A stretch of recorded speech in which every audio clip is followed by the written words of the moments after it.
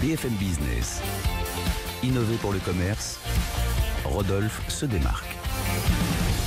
Rodolphe Bonas, donc PDG de Ceacom, qui se balade à travers le monde. Et alors là, vous êtes allé acheter de l'eau au Mexique. De l'eau au Mexique, à Mexico exactement.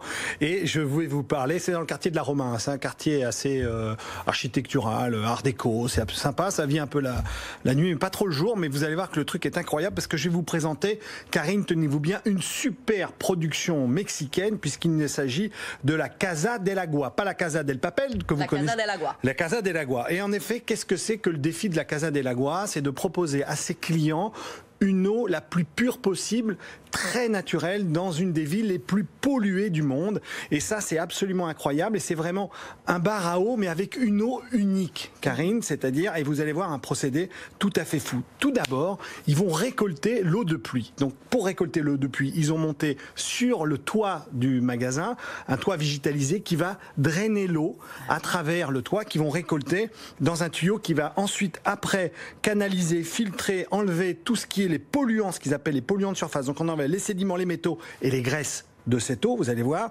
Ensuite, on va stocker cette eau dans 2 dépôts qui sont au sous-sol du magasin que vous pouvez aller voir. Je rappelle que quand même que ces 2 dépôts de 2500 litres d'eau, vous dites mais c'est énorme, hein? Non, c'est 2 jours de pluie à Mexico, ça fait 2500 litres d'eau dans le magasin. Donc ça se remplit assez vite. Et enfin, on va filtrer, mettre un filtre à charbon dans cette eau pour obtenir cette pureté, pour éliminer les mauvaises odeurs, le goût et en effet la couleur. Et après, ils la vendent comment? Alors voilà, la question c'est ça, Karine. Est-ce qu'on la boit? Pas tout de suite. Ah bon? Pas tout de suite, parce qu'en effet, le créateur est aussi un poète. Et là, il y a un processus de reconstruction dans lequel on va chauffer l'eau, la faire bouillir, la reminéraliser, la ioniser, et enfin la faire descendre sur des cailloux. 3 pierres magnifiques, gravées amour, gratitude et respect. Et enfin, on laisse stocker l'eau, oui, dans de la musique classique pour qu'elle puisse prendre les bonnes vibrations de la musique. Mais à la fin, on la vend quand même. On la vend et ça coûte combien la bouteille? Alors là, ça va faire très mal. 70 centilitres, ça vous coûte quand même 34 € la bouteille. Wow. Mais c'est une bouteille consignée et quand vous revenez la remplir, ça vous coûte à peu près 7 € la bouteille d'eau. Alors le magasin est superbe, vous imaginez. Ces recharges, vous les trouvez dans les grands hôtels, bien sûr, mexicains, qui mettent en valeur cette eau.